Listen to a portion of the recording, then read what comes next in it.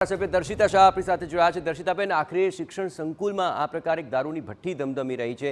શું સત્તાધીશોનું ધ્યાન ન જાય તે વાતમાં જ સૌથી મોટો સવાલ ઉઠી રહ્યો છે, પણ હવે આ સમગ્ર મામલે શું કાર્યવાહી ચાલી રહી છે? દર્શિતાબેન, શિક્ષણ ધામસમાં સૌરાષ્ટ્ર યુનિવર્સિટીમાં દારૂની ભઠ્ઠી પકડાઈ છે। સૌપ્રથમ તો પોલીસ વિભાગને અભિનંદન આપું છું અને જે કોઈ લોકોએ આ કાર્યવાહીમાં સંડોવાયેલા છે કે જે કોઈ લોકો આ ભઠ્ઠી સાથે સંકળાયેલા છે કે વિદ્યાર્થીઓના ભવિષ્ય સાથે ચેડા કરી રહ્યા છે તે તમામ લોકો સામે દંડનાત્મક કાર્યવાહી કરવામાં આવશે। એક પણ લોકોને છોડવામાં નહીં આવે અને ભવિષ્યમાં આવું ન બને એ માટે પણ કડક કાર્યવાહી કરવામાં આવશે। દર્શિતાબેન, એક વાત સ્પષ્ટ છે કે કેમ્પસ ખૂબ જ વિશાળ છે અને આ પ્રકારની ગતિવિધિ ચાલે અને તેમાં સત્તાધીશોનું પણ ધ્યાન ન જાય, શું તેમાં પણ આપને કોઈ આશંકા નથી લાગી રહી? અંદરના જ લોકોને ની નજર સમક્ષ જ આ ચાલતું હોય તો ત્યાં જો આ પ્રકારની ગફલત જણાશે તો યુનિવર્સિટી સત્તાધીશો સામે પણ કોઈ કાર્યવાહી થશે ખરી? આપ જાણો છો રીતે સૌરાષ્ટ્ર યુનિવર્સિટીનું કેમ્પસ ખૂબ જ વિશાળ છે અને કેમ્પસના ખૂબ અંદરના ભાગમાં અને પાછળના ભાગમાં આ કાર્યવાહી થઈ રહી હતી। જે કોઈ લોકો એ આ બાબતથી જાણતા હોવા છતાં પણ બેદરકારી દાખવી છે એ તમામ સામે કડક પગલાં લેવામાં આવશે અને કાર્યવાહી કરવામાં આવશે। બિલકુલ દર્શિતાબેન, ભોલા સોલંકી નામના એક શખ્સની ધરપકડ પોલીસે કરી છે અને તેની પૂછતાછમાં મહત્વપૂર્ણ પણ ખુલાસા થશે, પણ પોલીસની કાર્યવાહી ખૂબ જ મજબૂત રહે તે માટેના શું આપના પ્રયાસો રહેશે?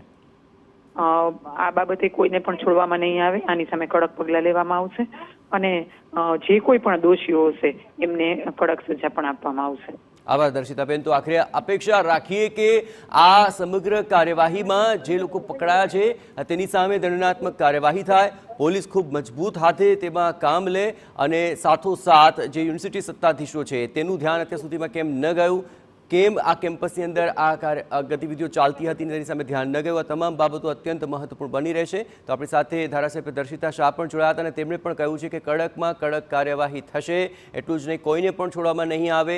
પછી ત્યાં આખરે ભોલા સોલંકી કે તેની સાથે જોડાયેલા કોઈ પણ લોકો હોય તેની સામે તો કાર્યવાહી થશે, પરંતુ જો યુનિવર્સિટી કે તેના સત્તાધીશોની પણ સંડોવણી જોવા મળશે તો ત્યાં પણ કડક હાથે કાર્યવાહી કરવામાં આવશે। હવે જોવાનું એ રહેશે કે આ મામલો તો સામે આવી ચૂક્યો છે અને ભોલા સોલંકી નામનો એક વ્યક્તિ પણ સામે આવ્યો છે અને પકડાઈ ચૂક્યો છે। તેની પૂછપરછમાં મહત્વપૂર્ણ ખુલાસા થયા બાદ આ સમગ્ર મામલે શું કાર્યવાહી થાય છે તે જોવાનું રહેશે।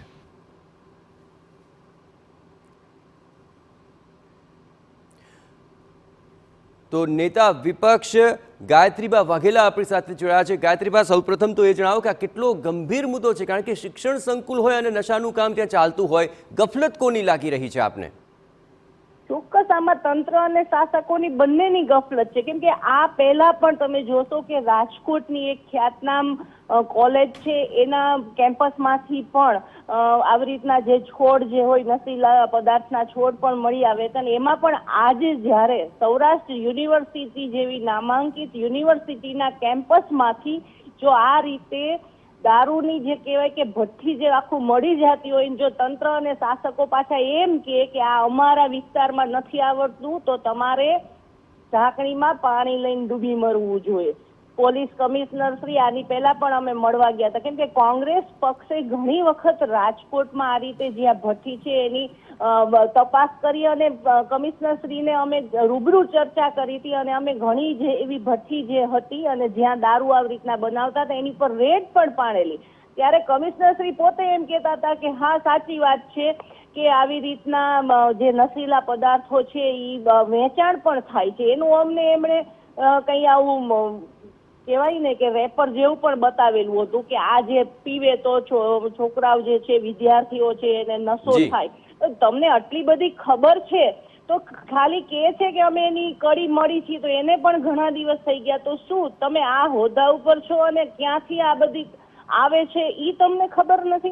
અચ્છા ગાયત્રીબા, હમણાં ધારાસભ્ય દર્શિતા શાહ પણ આપણી સાથે જોડાયા હતા અને તેમણે એક વાત એ કહી કે સૌરાષ્ટ્ર યુનિવર્સિટીનું કેમ્પસ ખૂબ વિશાળ છે, પરંતુ તેમાં આ પ્રકારની ગતિવિધિ ચાલી રહી છે તેની તરફ કોઈનું ધ્યાન ન ગયું, ન તંત્રનું ન યુનિવર્સિટીના સત્તાધીશોનું। શું આપને લાગે છે કે આખરે યુનિવર્સિટી કેમ્પસમાં આ પ્રકારની ગતિવિધિ ચાલતા હોય અને યુનિવર્સિટીના સત્તાધીશોનું ધ્યાન ન ગયું હોય? તમે જો એમ કહેતા હોય કે સૌરાષ્ટ્ર યુનિવર્સિટી આવડી મોટી છે તો એ કઈ તમારો જવાબ થયો? યુનિવર્સિટીનું કેમ્પસ મોટું જ હોય અને વિદ્યાર્થીઓની જવાબદારી છે ઈ કેમ્પસમાં જે હોય બધા એની જ હોવી જોઈએ અને તંત્ર અને આટલું બધું જો રાજકોટમાં એમ તો આપ કે જ છે કે સૌરાષ્ટ્રમાં અને ગુજરાતમાં આટલો બધો જ્યારે નશીલી દવાઓનો જથ્થો આટલો મળતો હોય અને જો તમે માત્ર એક રાજકોટમાં એમ ખાલી કેમ્પસનું તમે એમ કહો કે અવડી મોટું કેમ્પસ છે એટલે એની કોઈ ધ્યાન ન રહ્યું. ગાયત્રી બાપુ, કાર્યવાહી કેવી થવી જોઈએ આપના મતે? કાર્યવાહી કેવી થવી જોઈએ? તાત્કાલિક ધોરણે જે પણ લોકોની આમાં સંડોવણી છે એની ઉપર ગુનો દાખલ કરવો જોઈએ અને ન્યાયિક તપાસ કરી અને સાથે સાથે જે સૌરાષ્ટ્ર યુનિવર્સિટીના કુલપતિઓ અને જે પણ આમાં છે એની બિલકુલ બિલકુલ ખૂબ આભાર ટીવી9 સાથે વાતચીત કરવા બદલ. તો નેતા વિપક્ષ ગાયત્રીબા સ્પષ્ટપણે કહી રહ્યા છે કે તાત્કાલિક ગુનો નોંધવો જોઈએ, કડકમાં કડક કાર્યવાહી થવી જોઈએ, આ પ્રકારની ગતિવિધિઓ ન ચલાવી શકાય.